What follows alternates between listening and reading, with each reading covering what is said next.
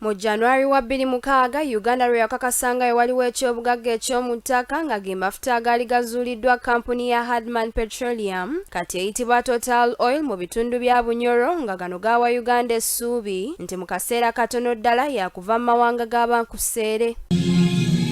Nga kimaze okukakasibwa nga wansi w'ennyanja ya Muttanzige, Uganda we yalinayo ekyobugagga kyayo eky'amafuta era galaani z'amafuta obuwumbi 6.5 ze zaali zikakasiddwa kyokka nga galaani akawumbi kamu n'obukadde 4 ge gaali gasobola okuggyibwamu nga buli galaani ebalirwamu liita z'amafuta 158.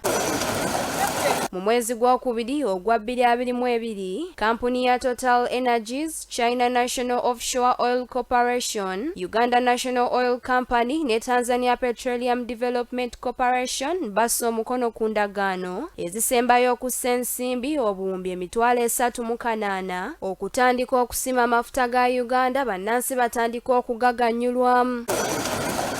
Okuva endagaano zino lwe zassibwako omukono waliwo bannayuganda bagenze nga babibungeesa ng'amafuta ga Uganda bwe gaatundibwa edda nga n'amatono agaasigalayo mpawo munnayuganda agenda gaganyulwamu. Ebibadde bibungeesebwa abamu ku bavunaanyizibwa ku kuteekateeka omulimu gw'okulaba nga Uganda eganyula mu mafuta gano okuli aba Uganda Chambers of Uganda Energy and Minerals ne Uganda Petroleum Authority bino babisambaze.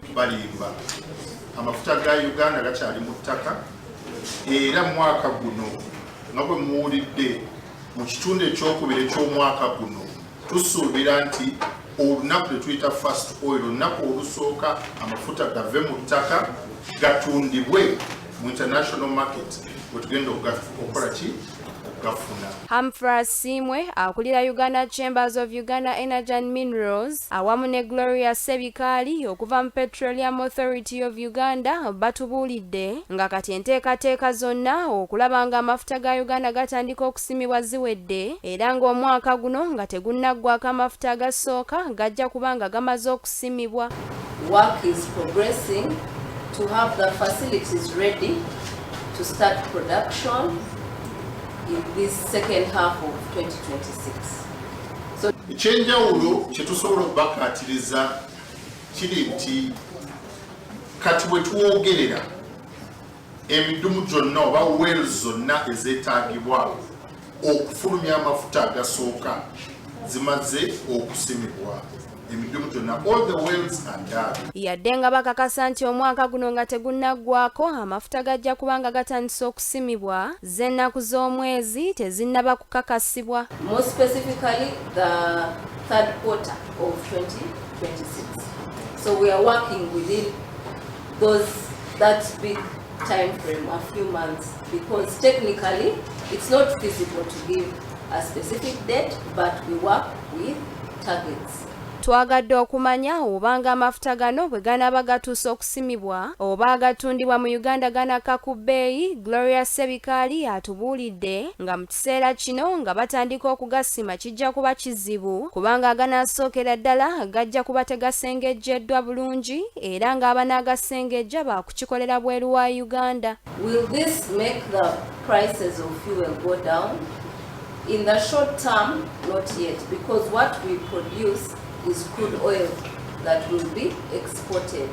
Okwogera bino bano babadde mu lukuŋŋaana lwa bannamawulire okutegeeza eggwanga nga bwe bategese olukuŋŋaana bwe baagalira bannayuganda okwetaba mu kuyiga ku bikwata ku mafuta gano. Ministry ya Energy and Mineral Development awamu ne Petroleum Authority of Uganda ne kampuni ya Uganda National Oil Company ne Uganda Chamber of Energy and Minerals eyita bannayuganda bonna banna business abaagala okumanya biki ebigenda mu maaso mu sekita ya oil and gas, abaagala okumanya nti bw'oba oyagala kuyingira oba oyagala kukola mu business oyingiddemu otya oba waliyo opportunities ki.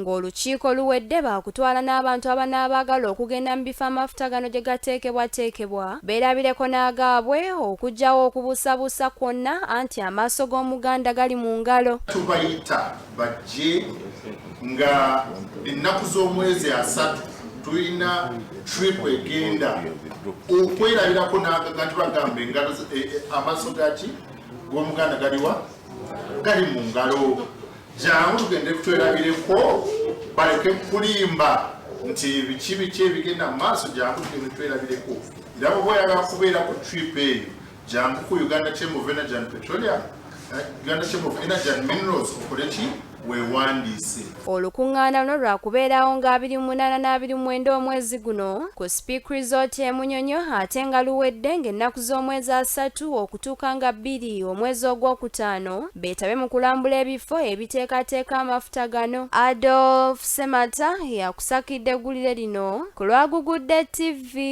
agaguddewo.